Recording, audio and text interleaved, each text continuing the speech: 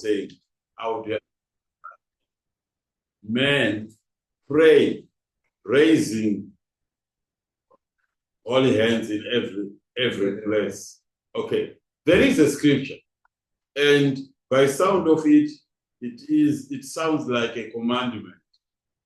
Okay, but can we take that to say, okay, I read, so I'm praying, I'm raising holy hands? Why don't we do that? You said you should lift a line. Where are you getting all that now? No, brother, you can say for that's not a command, so we can't to practice that. In a way, it is a command, but what we are trying to show is that we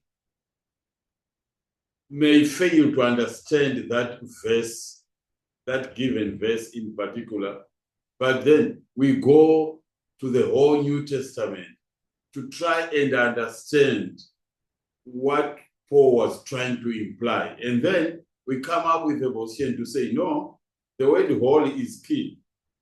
It's key for us to understand, okay? Because in other places, again, he uses the word holy. Greet one another with a holy kiss, okay? And so on and so forth. And now, when we have got all those scriptures lined up, we perhaps go back to tradition and say, what was the tradition or the setting when this letter was written? Then you will notice people would kiss, okay? People would kiss as a way of greeting. That's a given culture. But Paul is saying, it's not really about kissing. It has to be from the heart. Therefore, it's holy. The same applies to circumcision.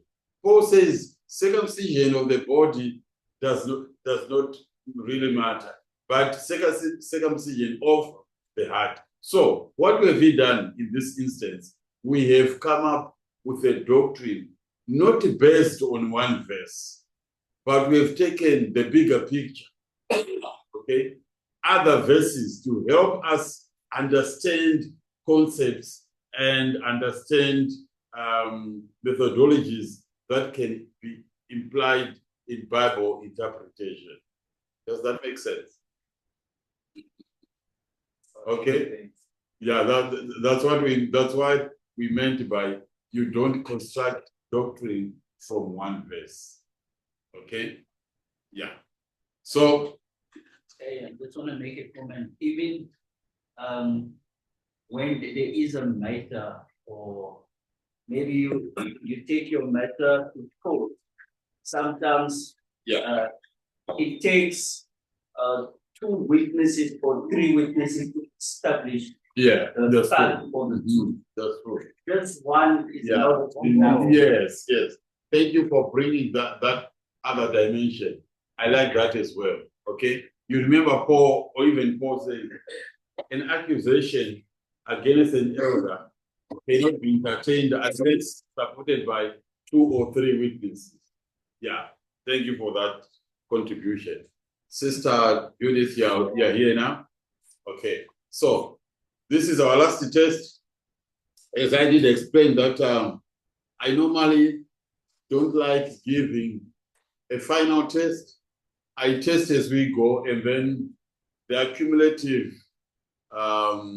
scores that we get the average of it, and that's how you would have fared.